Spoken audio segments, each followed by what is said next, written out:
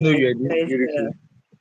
This I hear this you. reality is better than the picture I got for your design. Thank you so much, man. Oh, Thank you wow. so much. Thank you very much for the compliments. Thank you, Timmy. Nice to be with you on this live stream. Yeah, so don't mind me. I'm also trying to get on the tech landscape, if you allow me put that.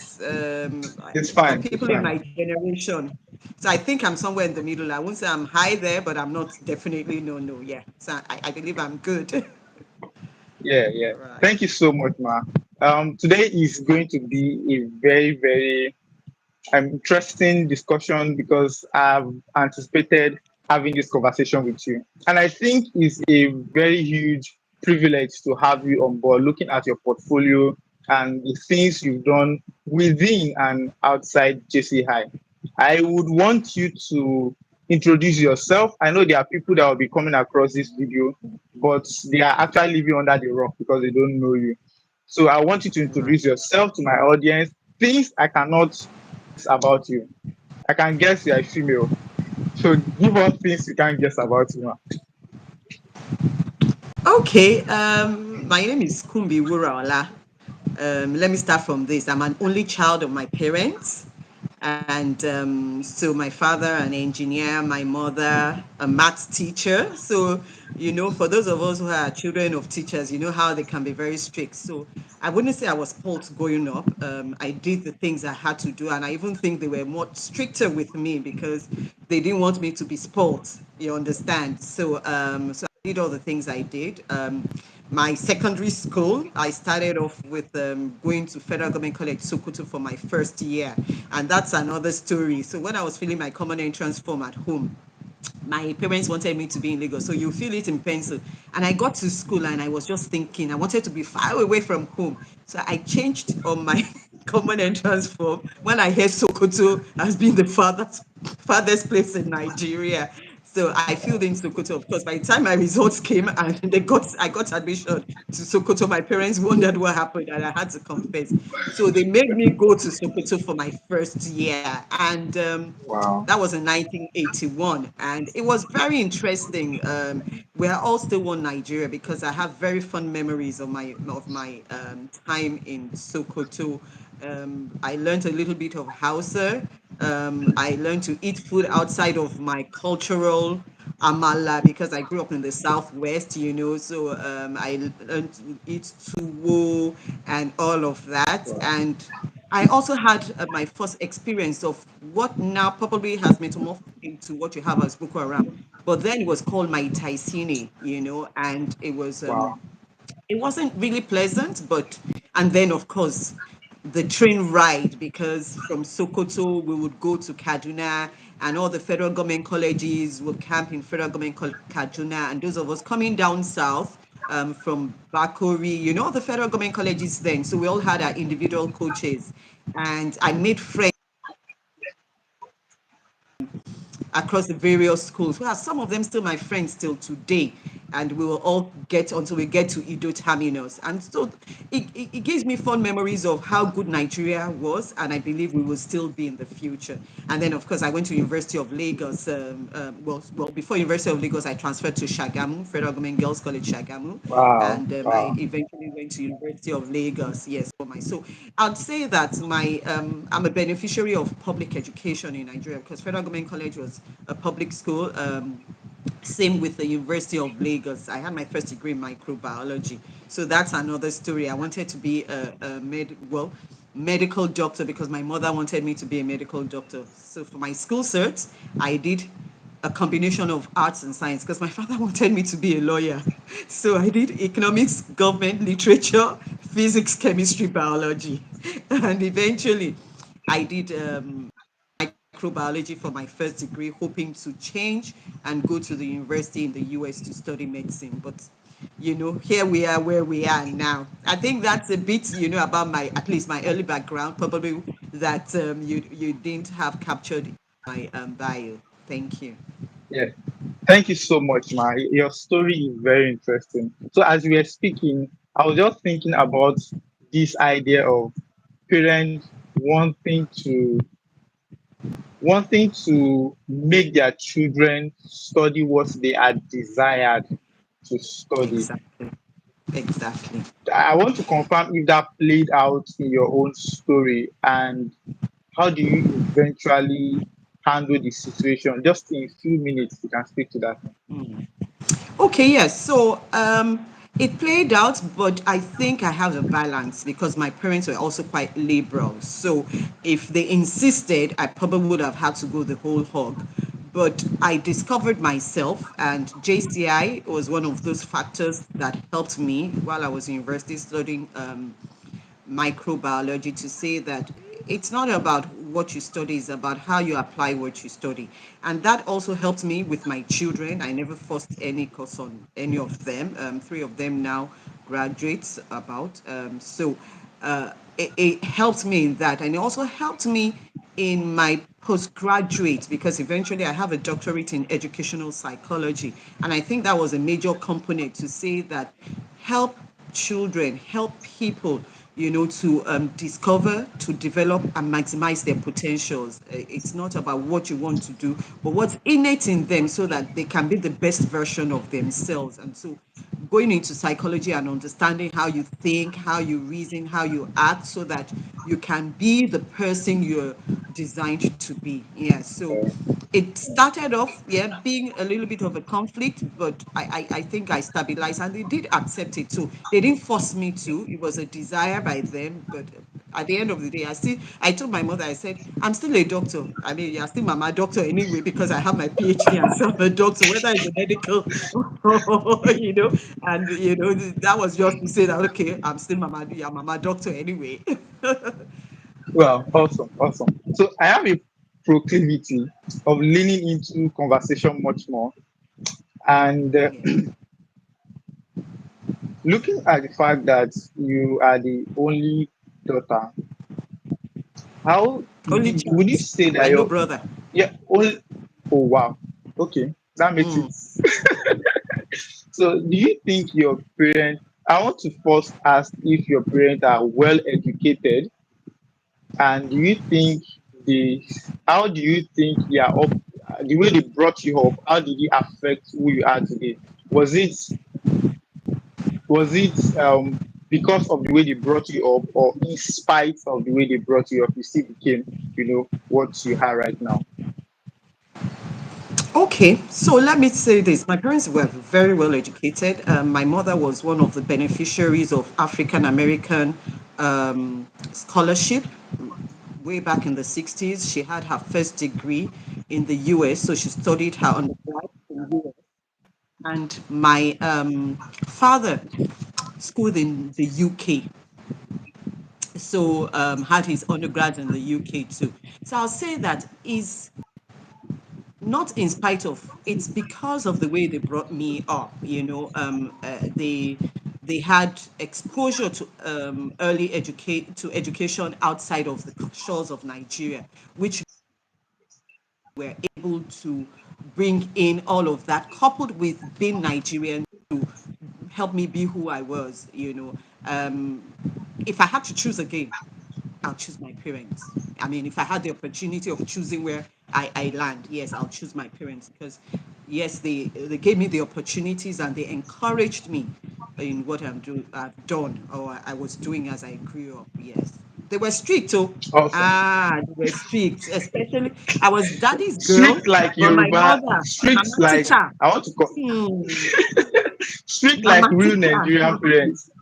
Yes, yes, yes. Awesome, So I believe awesome. that helped me. All right. So just to also confirm this, have you ever told this story and someone made a statement like you had it started well for you? Like, of course, your parents studied in the UK, the US, and well, you are what you are right now. Well, you had a very good start. If you have had that statement before, how did you attend to it, or how did you handle it? Well, not really. Yes, even though they did study abroad and all of that, but I don't think I was treated like any other child. For example, my parents had car. I mean, I could at that point in time have a car dedicated to taking me to school, but I still had to walk to school, my primary school, which was quite some distance from my house. So in the morning, even if I get ready and my dad was going out, he wasn't obliged to carry me to school. I would still walk to school and I would still walk back home with other children. And I would still do Wow. the things other children did. You know, there's this fish roll we used to call katanga. I used to save money with other children to buy katanga on our way back from school. And God Wow. help you, you're out eating on the road. Before you get home, you know your parents will know. And there were no phones then, but I don't know how those Wow. parents had that connection or network. God help you. All the things, how you were playing on the road before you get home. So, yes, they had that, but I think that they believed in giving me the balance. If water was not running, I had to go down the street with everybody and carry basin of water on my head and fetch water like Really. every other Wow. person. I had my morning duties. I had things to do. I had to sweep the compound just like other children.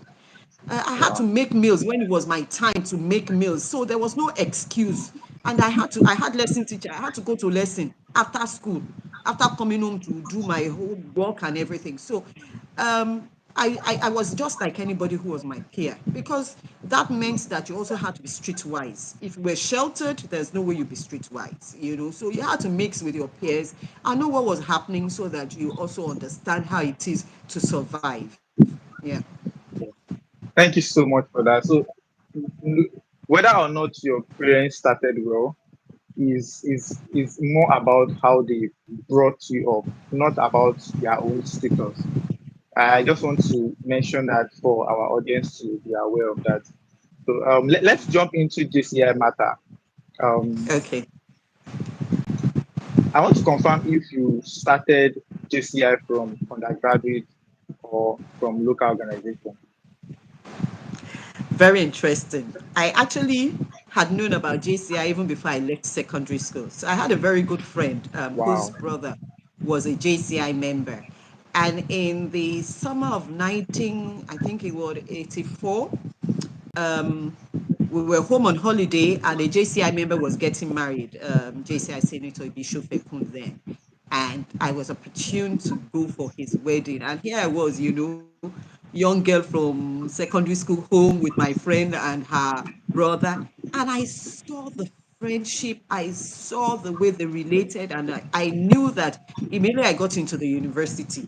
I certainly was going to join this club because my parents were Lions. In fact, my mother was charter president of Okwebi Oregon Lions Club, so I knew about Wow. service organization and everything. Yeah, but immediately I got into the university. So I finished my secondary school in 1986. I think then we were the last set of those who were in the regular. So I did from five. I wasn't part of the GSS.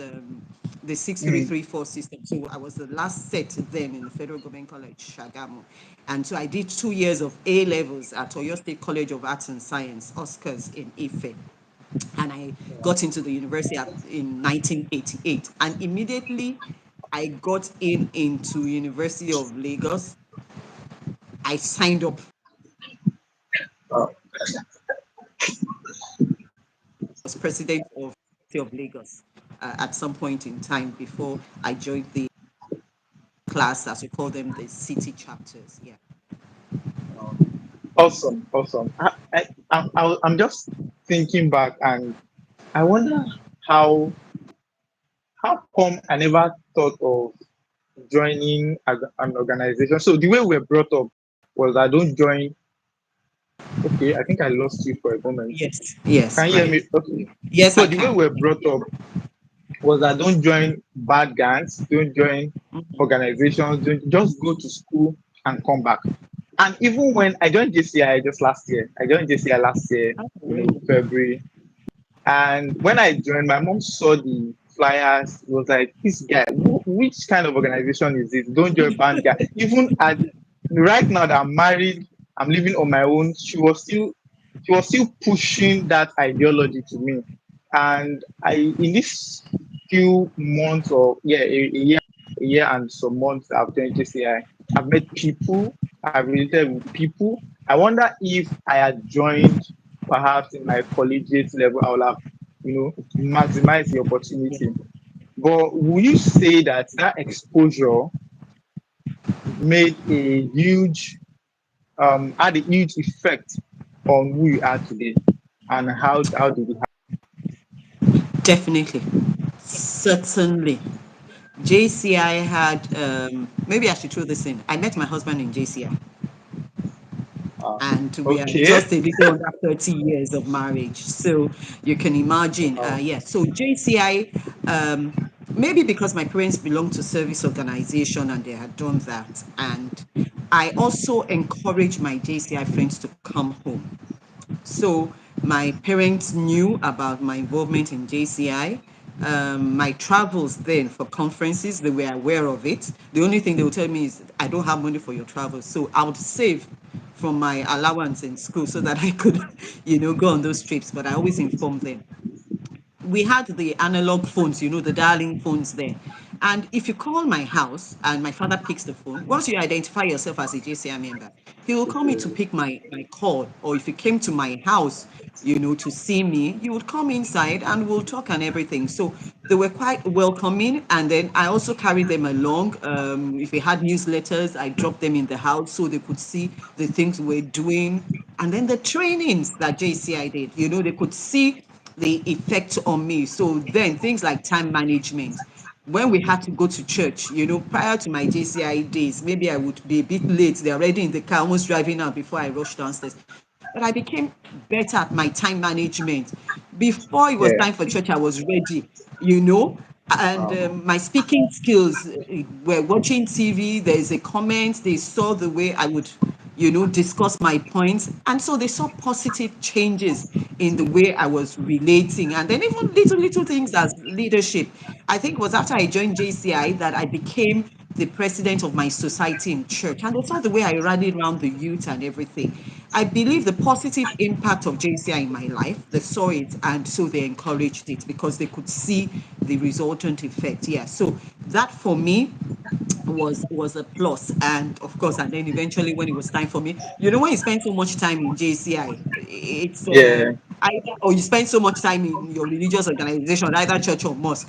When it's time to marry, it's the people you see that you interact with that you True. probably would also, True. yeah. So for me, it's I didn't set out to marry a JCI member, but eventually I did get married to a JCI member because I was spending my free time, with JCI Yeah. from university and afterwards when I was working. Yeah.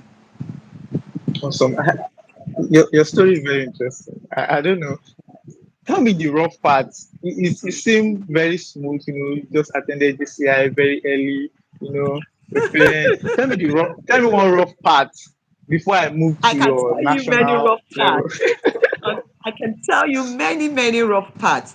But maybe I should tell you the rough part of my journey to being a JCI president.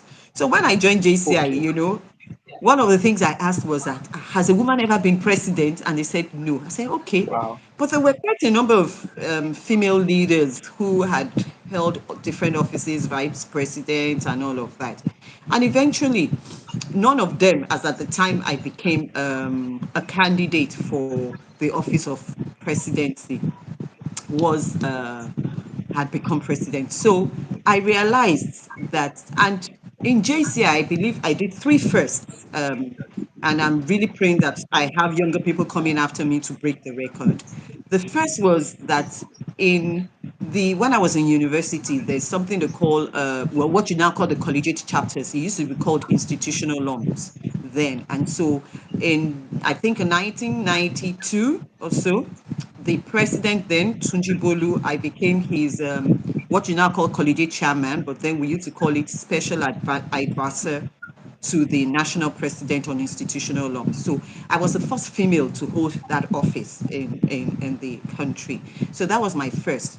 And then when I was contesting for national president, I think that till date, I probably have been the youngest person to hold the office of national president because I was 29 when I contested, and when I was national president at age 30.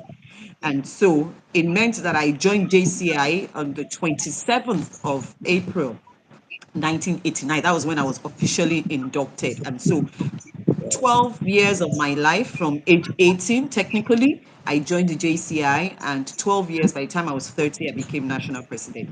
Now to the rough part. So, national president was my third first.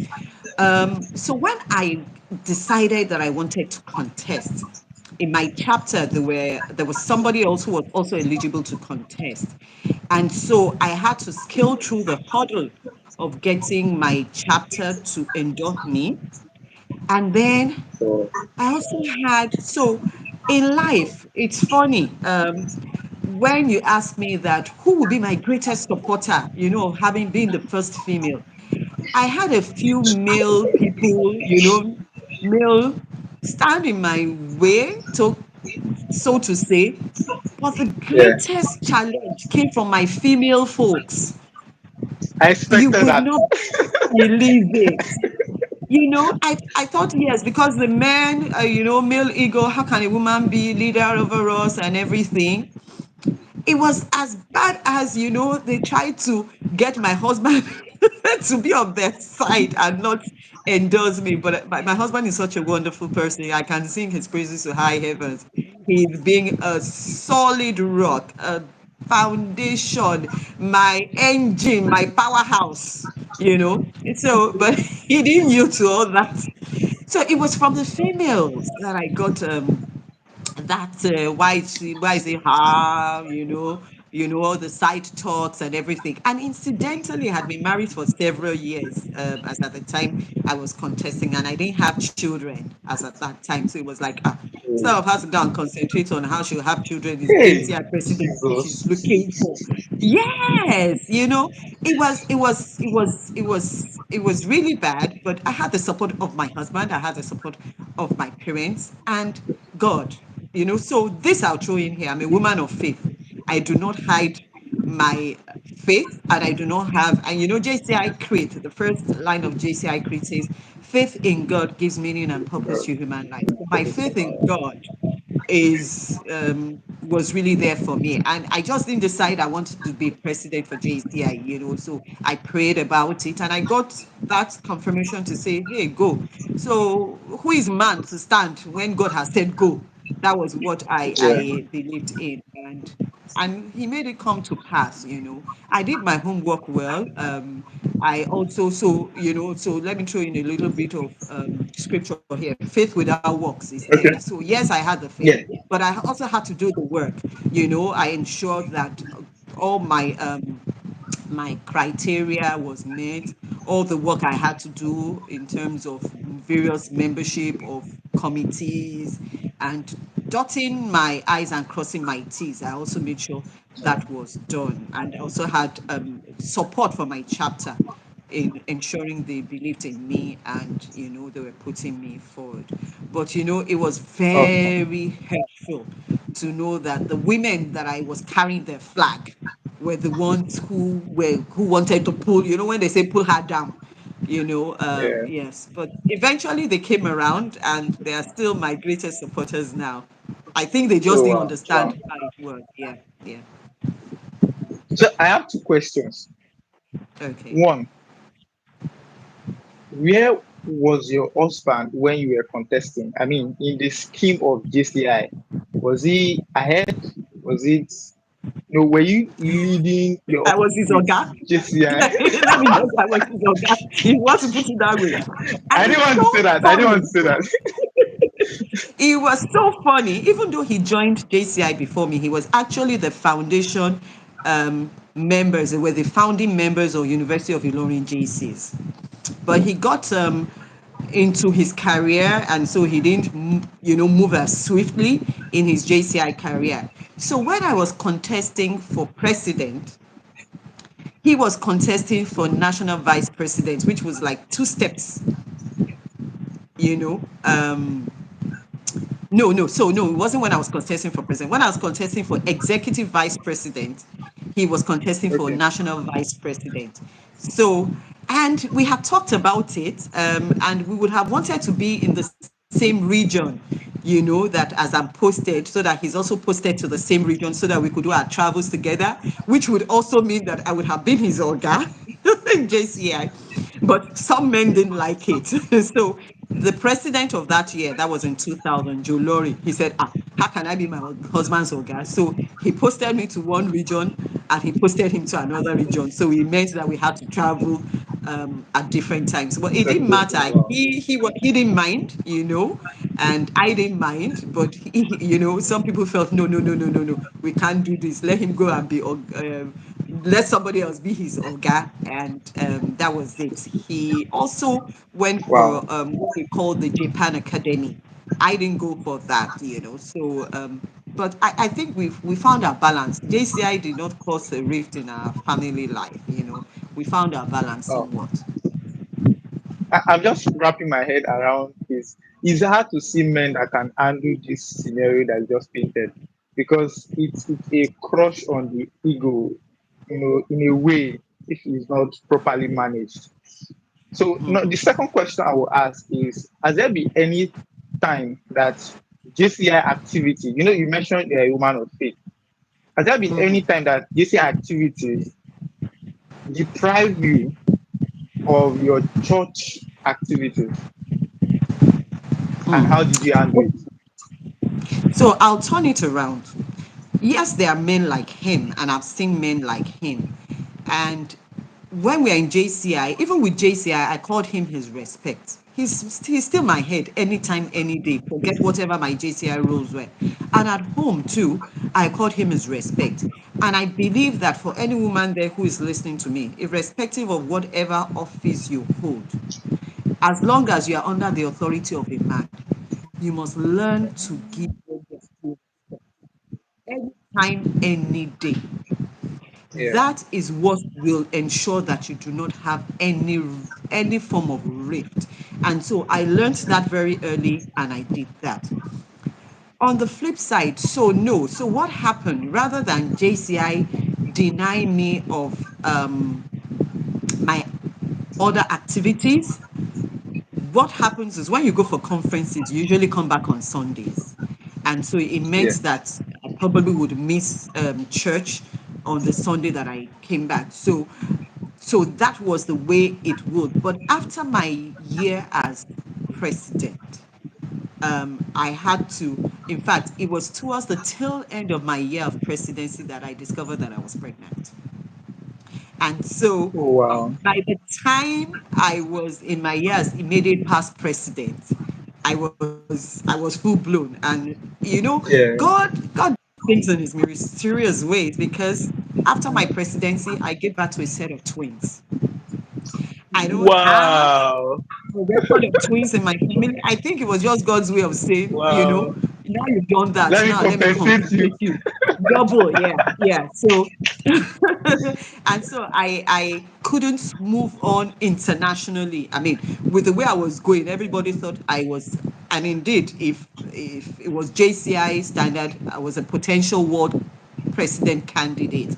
But I also had to strike the balance well. So I'd done JCI. Yes, I'd become the first male president in JCI, but I also had to give time to my family. And so I had to, measure and, slow down my JCI activities to be able to take care of my children that I'd waited for a while, and my husband. And that allowed some other persons who were in, so to say, behind me to overtake me. And I Yeah. don't mind, I don't grudge them. In fact, I gave them my full support, because you can't have it all, in quote. Yeah. Yes, some other Yeah. people will have what you don't have, you will have what some other people don't have. And I was willing to support them and put all my weight behind them, because they were not flying Kumbi's flag, they were flying Nigeria's flag. And I'm a Nigerian, Yeah. so their shine was my shine. That was the way Yeah. I saw it. Yeah. Wow. Awesome. Awesome. So the other certificates, um, the other portfolios, they came after your position as a national president, if I'm correct. Yes, yes. So yes, so a few years afterwards, are you talking about JCI or my professional certification? Yeah, professional certificate. Oh yes. So after my first degree, I had to stay to take care of my family. I was still doing JCI, but not as active. And yes, so my postgraduate and every other thing I did was after my. And I used to joke, I said, I can't be in school when my children are in school, especially in the uni. So I did all the things I needed to do because now I have graduates in the house. So, and of course, because my career too, I also had to slow down to face the home front a bit. And then once I had some stability, I continued my career and my JCI. And from my profile, you'd see that I went on to become the vice president of JCI Africa and Middle East Yeah. Senate Association, yes, and also eventually in Nigeria, I became the chairperson of JCI Nigeria Senate Association. This is, you know, what the Senate Association is for members who are over 40, who have accomplished themselves in their various fields, who are not seeking for elective offices. It's just, you know, the friendship that we hold, the Yeah. business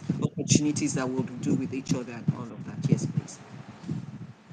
Awesome. So I have some questions here that I want to, ask so that we can maximize the time we have. I know it's a whole lot giving me this time. I don't know what I've done to deserve this. No. I So, really you know, at understand. times, one of the things is I like to encourage people. It's not a discomfort for me when I see people doing things that are good, and in my own little way, whatever it is I can do to encourage, to support. So that's just me. You can't Okay. be you can't be successful in life if you're not holding people's hands, if you're not it doesn't have to be a financial contribution, but you know, when you look back and you say, oh, my first, you'd remember that, well, we had this. And when you are up there, when you are the today Ed Yeah. Not or what have you of the world, I will also share your success and say, I know Temi very well now.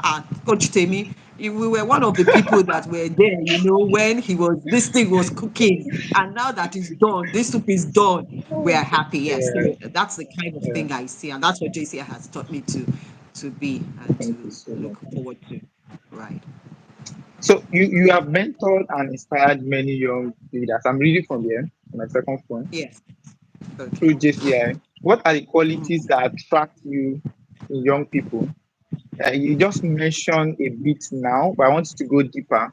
And what are the qualities that repel you from there? What are the things you see and you feel, oh, no, no, no, no, I can't associate with this person? I'm talking about young people now. And what are the things Yeah. that draw you closer to them?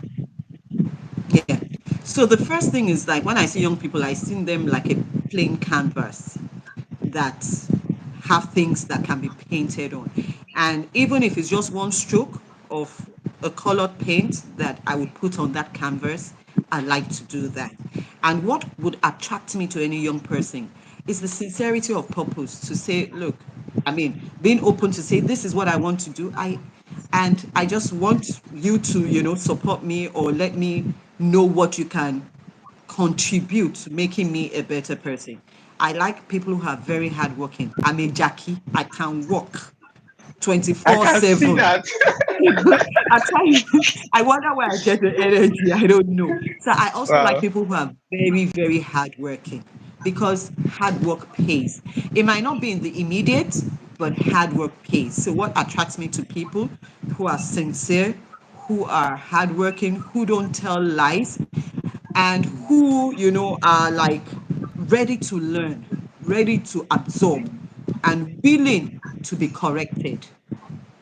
If you are not willing to be corrected, you can't be with me, because I will say it in plain words. If I see things you've done that are not okay, I will let you know. If you are not willing to take corrections, then I'm not going to be able to, you know, work with you. So these are some of the things that, you know, attracts me to people. Those things that repel, if you are not truthful, if you are lazy and not willing to pull your weight, if you are looking for shortcuts, microwave, pa pa pa, I mean, there's no way we can work together. So those are the things that attracts, and those are the things that repel me. Thank you so much. You made that very simple and direct. So the next question I will ask is, with your vast, experience across multiple sectors, what's the one project or legacy you still hope to achieve in the next 5 years? or should I let me Mm. open it up in the next 10 years? Something that is dear to your heart that you just wish, this thing I still have to pursue this thing, no matter what my age is, I have to accomplish it. Okay.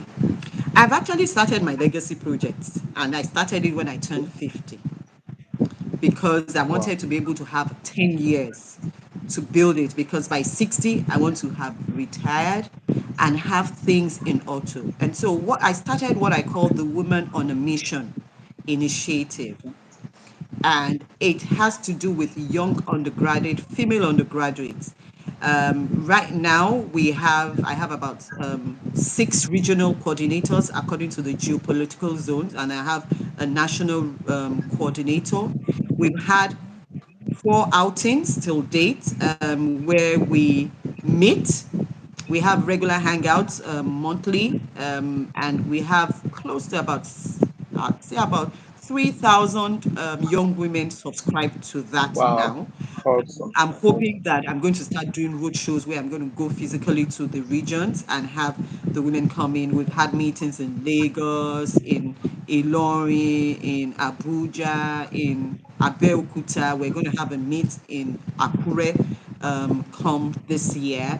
And the whole essence is just to ensure that, you know, when they're still in their undergraduate days, there are few things, just like I said, plain canvas, support, and everything. Some people Yeah. are studying courses, not necessarily what they want to study. They say, what jam gave Yeah. me, So how can you help them plan their lives? Whether Yeah. you want to go into business, whether you want to build a career, this issue of how not to get Mm. into aristo or whatever you call it now, being able to manage your finances, watching out for what their health is, ensuring they have good mentors. So those are some of the Mm. things that we do. Last year, the theme of our conference or our meet was being unapologetically hard. Just be unapologetically Wow. yourself. Don't make any excuse for who you are. There's a reason Mm. why you are. So how can you ensure that this person you are Yeah. can only get better, drop off the negatives and all of that. So that's been my legacy project. And I'm hoping that by the Awesome. time I turn 60, I would have had Okay. 60,000, you know, young women in this group across not only Nigeria but Africa, being beneficiaries. And they will now be women holding and lifting women, because you can't do it alone. So, one of the things I said that I would love to be written, and my children know this, on my tombstone when I die is, she died empty. I want to be able to Mm. pour everything out of myself into Wow. others so that they couldn't be pro max. They must be a better version of me.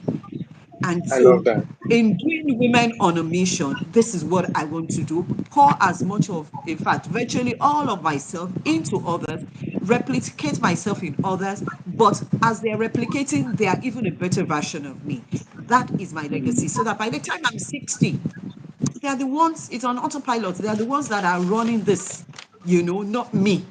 They're running it, whatever Mm. support I can give, and it's there. Let it live beyond me.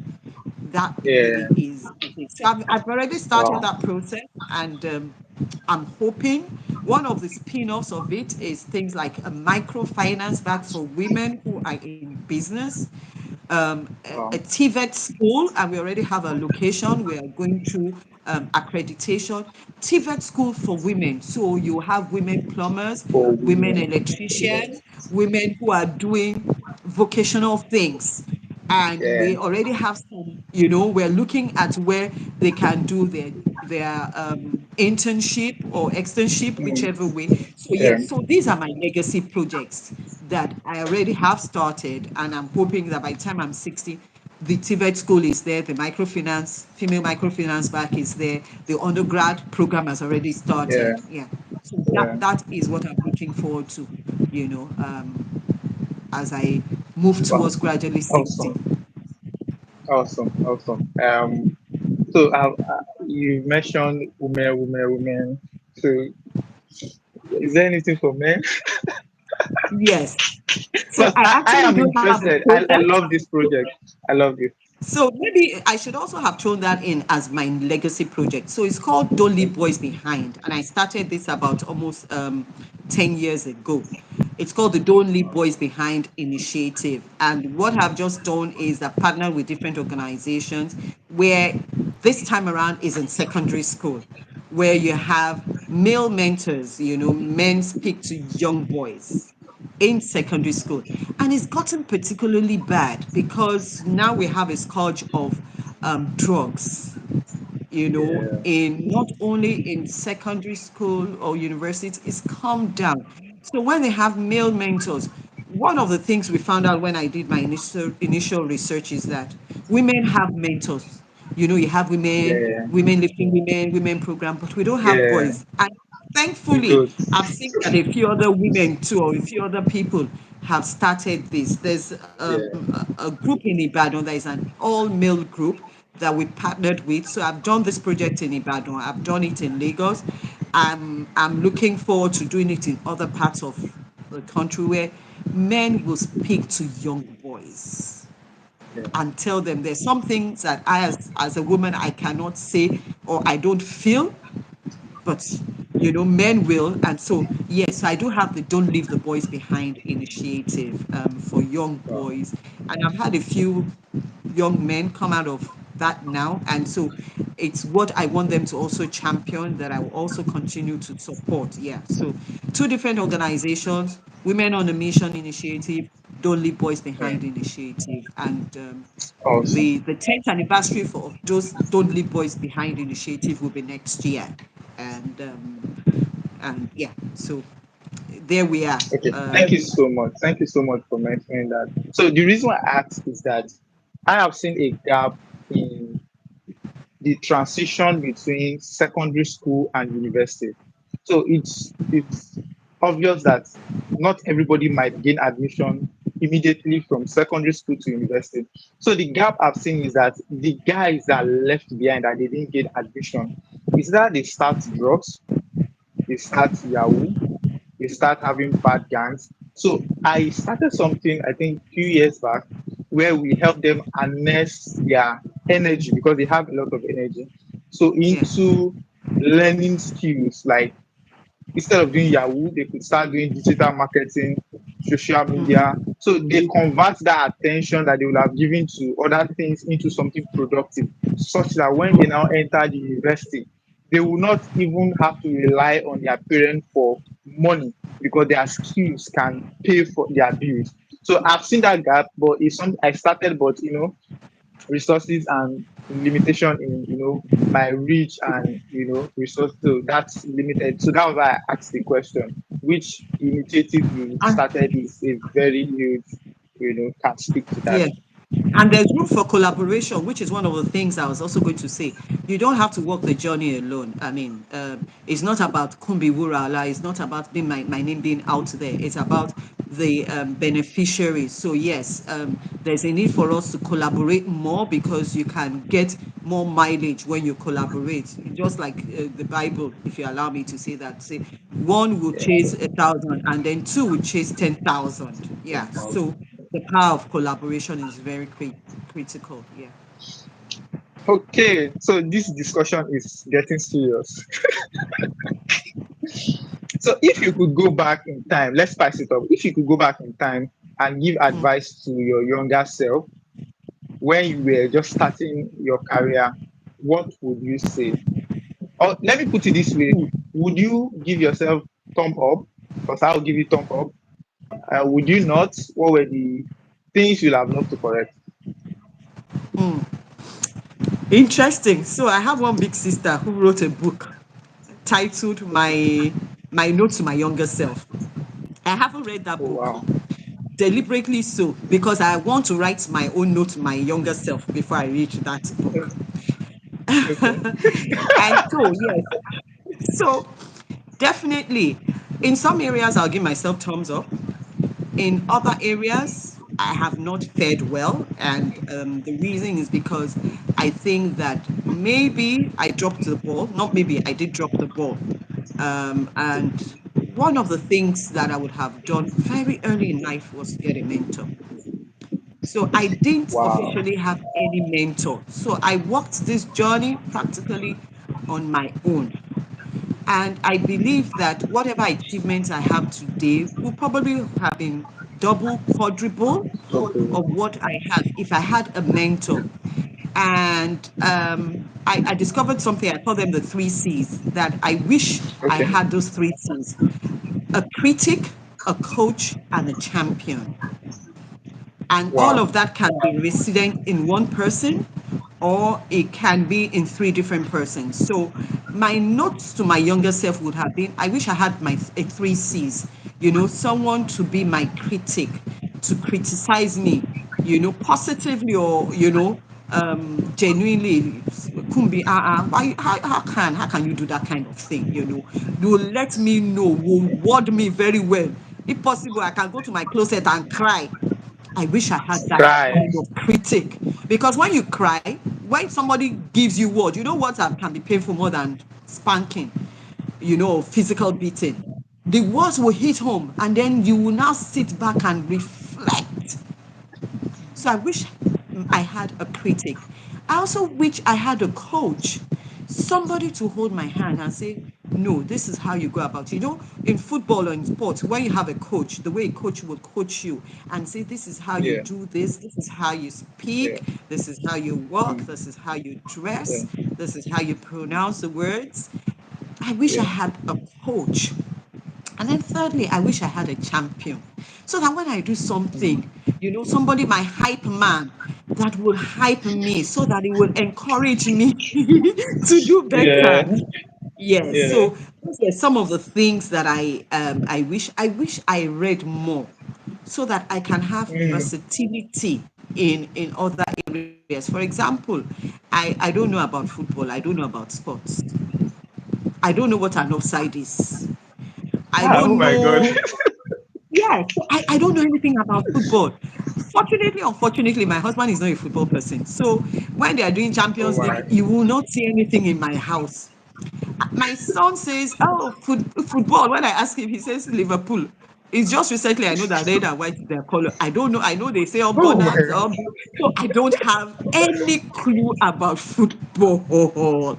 Wow. So that's some of the things I wish I had more knowledge about. Yes, I am well read a little bit about the history of Nigeria, about history of the Okay. world, Cold War. My daughter has a degree in international relations. So when she's talking Russia this, Ukraine that, and so I wish that I got into real world politics, that I'm Mm. better read about that. So those two things for me are sore points, that I wish a better me in the past, got into all of that and understood, all of those things a bit more.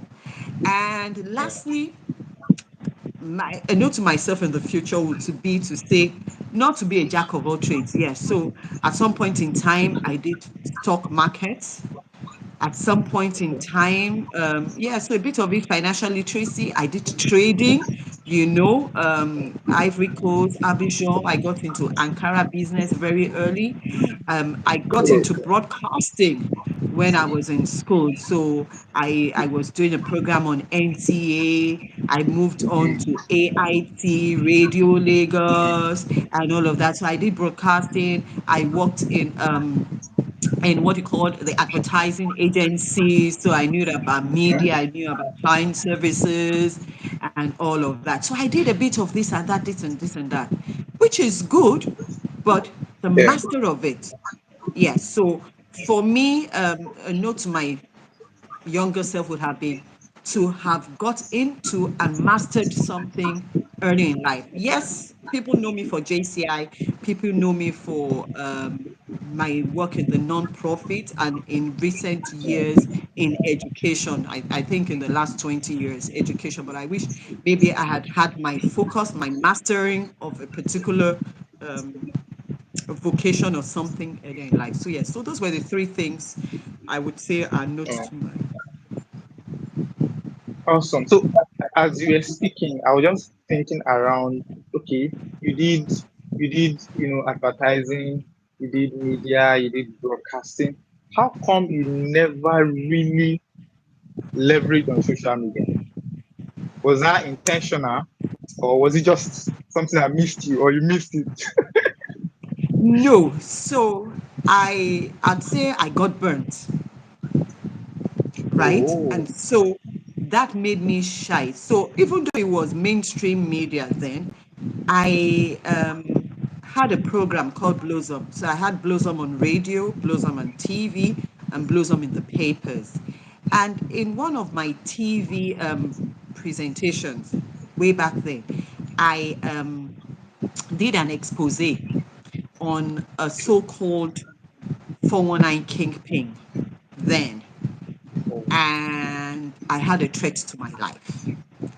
And so that wow. made me, quickly run back inside and say, I beg, I know they do again. Let me hide.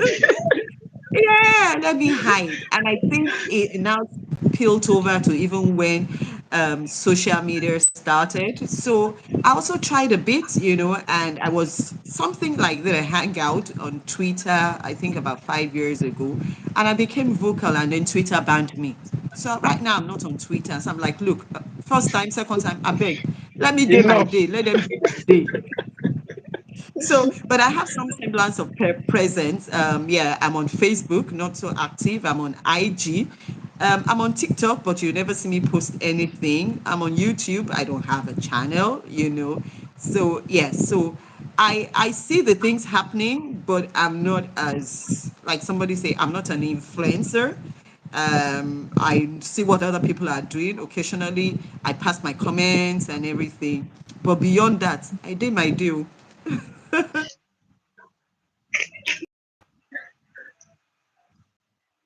Okay, can you hear me?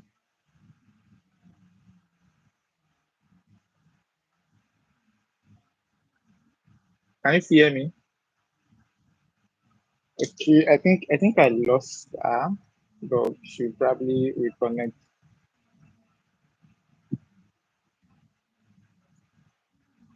Please confirm if you can still hear me, ma.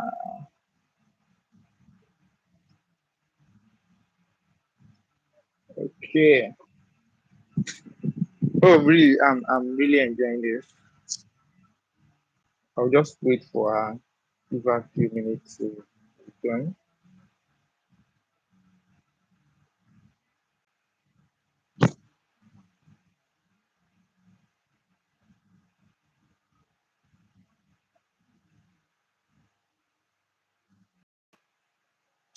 Okay, I guess I lost her, but I think this is a very interesting conversation to see that she started with, she had the basic, basic many basic stuff for her, were available for her. The parents had this understanding of how to bring up a girl child, and she being the only child, of course. But then I think the most important part is that she was not laid back. She took advantage of what she has and then she built up on it. And that's very, very important. The next question I would like to ask her, just the social media part is, I feel that in this age, no matter what you're doing, the social media is now becoming the real world. And whatever you do physically, you are good. But then, okay, Yeah, I lost we're you for a back. while. Yeah. Yes. So All I, right. I was I just think it having a was internet. conversation. Okay, I was having a conversation with Okay. myself. Looking at where we are right now, you might not be aware, but looking at where we are right now, especially in business and in service, in community service, and when building legacy, social media is becoming like the real world. Reason because um, you can reach more people. You mentioned that by the end of this year, you paid reaching 6,000 people. And I believe that if we leverage much more social No, media, we can. not end of this year. Oh, Okay. when I'm 60. So we still have 6 more years to go. Oh, okay. So that's exactly what I was Well, trying but to maybe say. that can happen before then. Oh. So I mean, with Yeah, with with that's social media, yeah, yeah. so So maybe saying not. that with We don't social have to wait media, 6 years. Yeah. Yeah. So with social media, I'm thinking we can reach 6,000 people by the end of this year. And perhaps when you're 60, we can reach 60,000 people and just cap it on 60,000 people. I think that is possible if we leverage on social media. So the last question I will ask, because I'm looking at time and I don't want to shoot beyond the time, we have decided to give me. Do you believe that no matter where anyone is in life, great or small, they still need help. No matter the money Yeah. you have, the influence you have, they still need help. So, if yes, where do you think you need help right now? If you get a sincere person, trustworthy, like you mentioned, hardworking, you need help.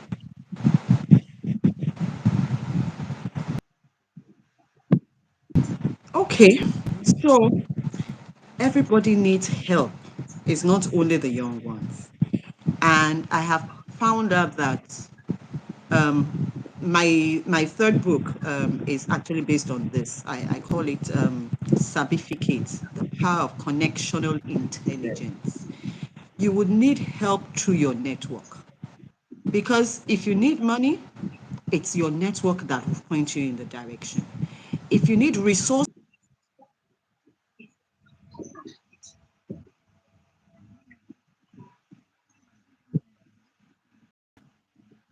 Okay.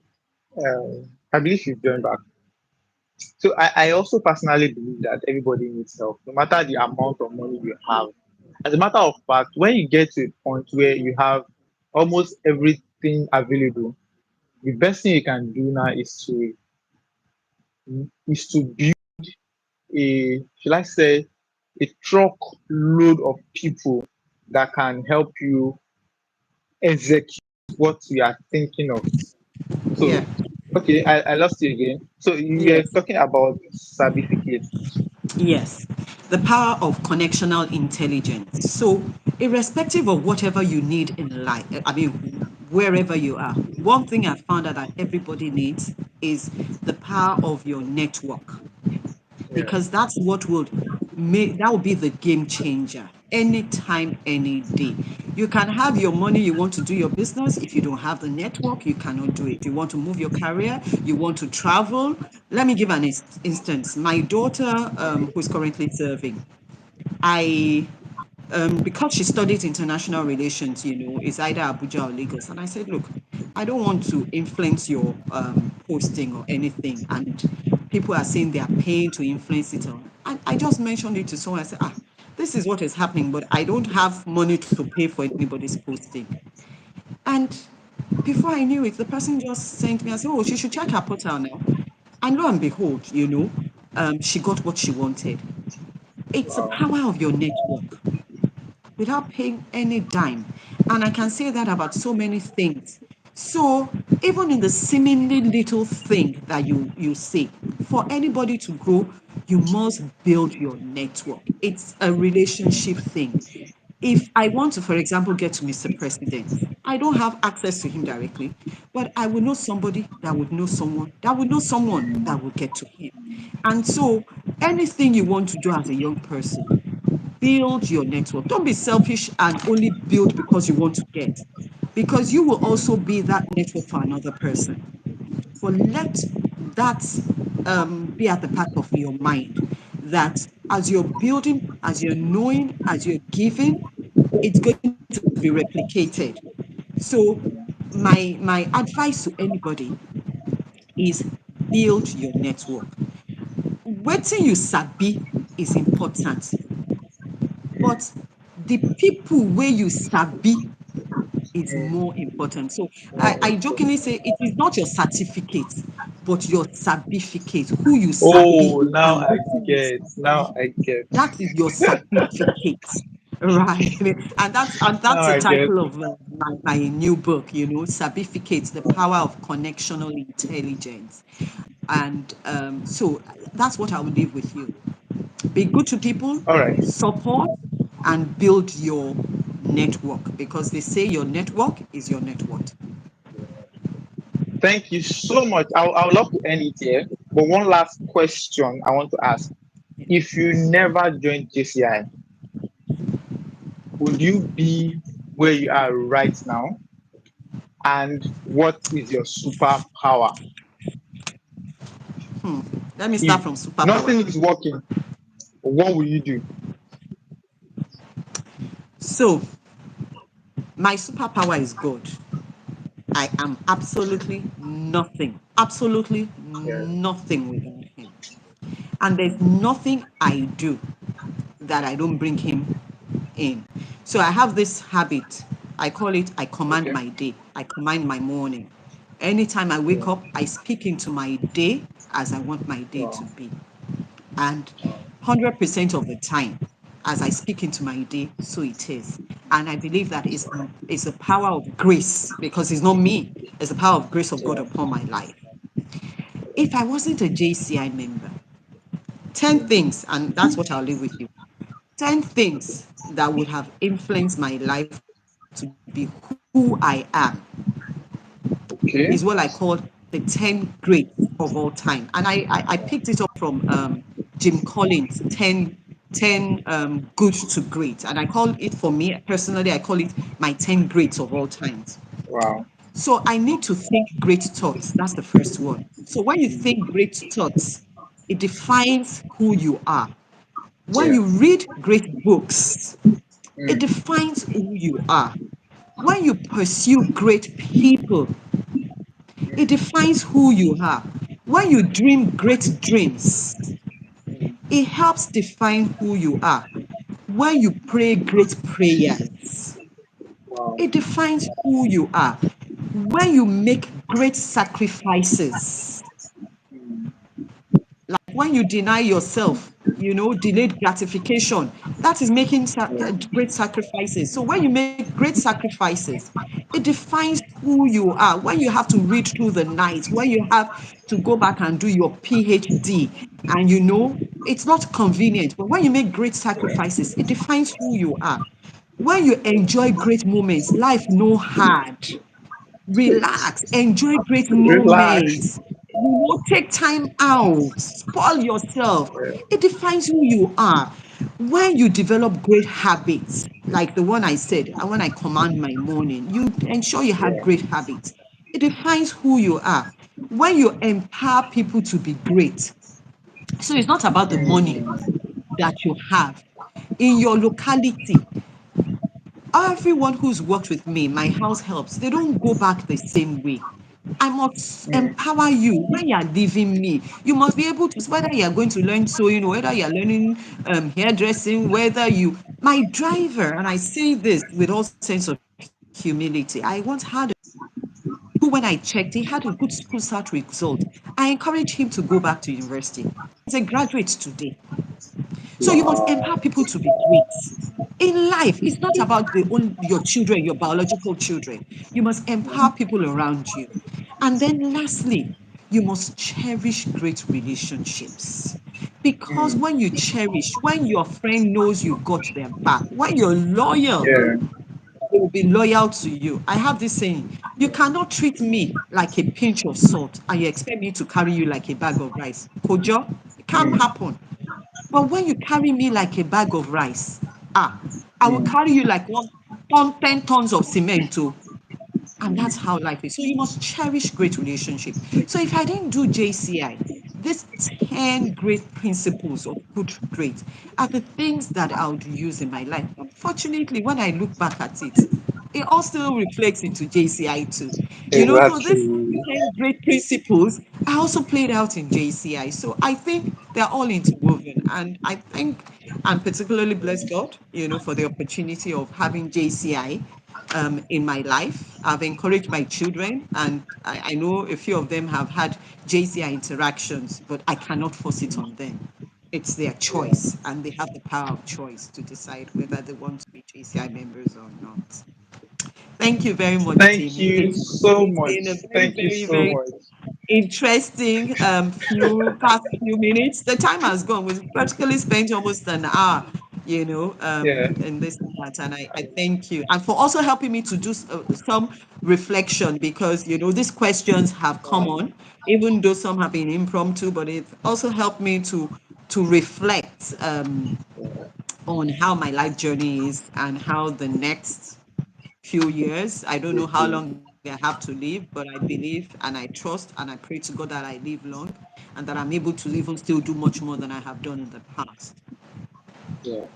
Thank you so much, man. For me, I've been blessed in this 1 hour because you altered some things and you gave me a better perspective about life, and I'm really grateful. I would love to have you on board again, maybe later. I want to say a big thank you to you, and I want to Thank appreciate you for making it easy for me to communicate with you. Because when Senator, Chielu sent your proof, mentioned you, I felt, oh, this is going to be hard because looking at because she mentioned some things to me. So I thought, why not just give me somebody that I can easily interact with? But when I message you, you made me feel welcome. And the fact that every time I message you, you mention my name. I felt that was intentional because, it just feels like I'm closer to you than I even thought I was. So thank you so you. much. I really appreciate it. Thank you for your story. I would love to be part of Thank your story you. anyways. I believe so much in You're everything already you part of my represent. story, Tammy. You're already part of it. And you're also So part of thank you my so story, much. like I said. When you become that, you know, big guy there, Yeah. as you're shining your shine, I know that, yes, I can be part of that shine and claim you, you know.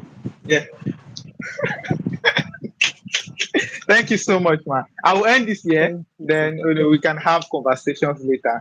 And because Thank I also want to make sure that we download this, the thing will cut it into shorts. If your Instagram is not on, I would like to maybe help put it up so that we can collaborate with you, have some things on social media platform to spice it up. Then if you want to take it further, we can look at how we can do that. Thank you so much. All your programs Definitely. this year, please, they have to be recorded and put on social media.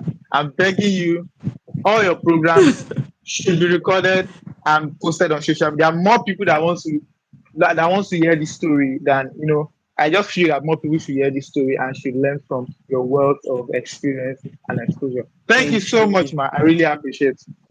Thank you, Tammy. Thank you for having me. Thank you.